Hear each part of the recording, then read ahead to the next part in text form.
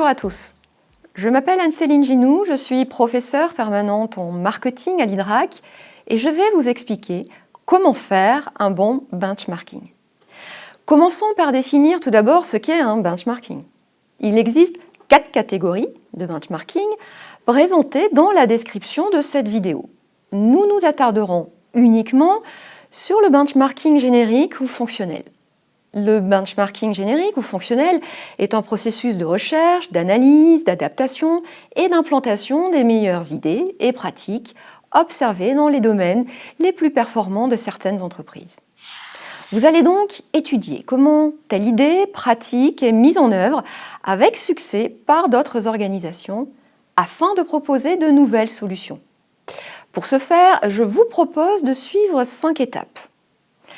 Étape 1, le thème. Étape 2, les entreprises. Étape 3, la collecte. Étape 4, l'analyse. Et enfin, la dernière étape qui consistera à choisir la ou les solutions proposées. Nous retrouvons ainsi le modèle IDEA dont vous trouverez un schéma complet en description de cette vidéo. Détaillons maintenant ensemble ces 5 étapes. Pour commencer, partons du point de départ de votre travail. Le sujet de votre travail peut être ainsi votre problématique ou votre thématique de recherche ou encore la question centrale de votre étude de cas, si vous travaillez sur une étude de cas. À partir de ce sujet, vous allez identifier les thèmes de votre benchmarking, puis identifier les entreprises les plus performantes sur chacun de ces thèmes. Vous allez ensuite collecter et recenser de l'information sur les pratiques de chacune de ces entreprises pour caractériser leurs solutions. Votre objectif est de savoir où elles sont les meilleures et pourquoi. Je vous conseille de diversifier vos sources d'informations et de les lister. Consultez des ouvrages, des rapports, des articles via la presse professionnelle, économique ou encore sur les réseaux sociaux.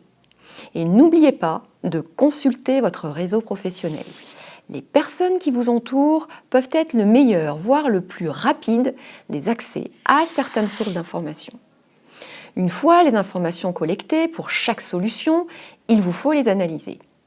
Vous vous attarderez notamment à étudier les coûts de la solution, son délai de mise en œuvre, les moyens humains et matériels qu'elle suppose et la performance qu'elle doit générer. Ces éléments vous permettront de déterminer la faisabilité de la solution dans votre contexte. La solution est-elle envisageable dans votre contexte? Et quelle que soit la réponse, pourquoi? À partir de ces analyses, vous saurez quelle solution retenir pour construire la suite de votre raisonnement. Par exemple, pour les intégrer dans vos préconisations de mise en œuvre. Bon courage à tous!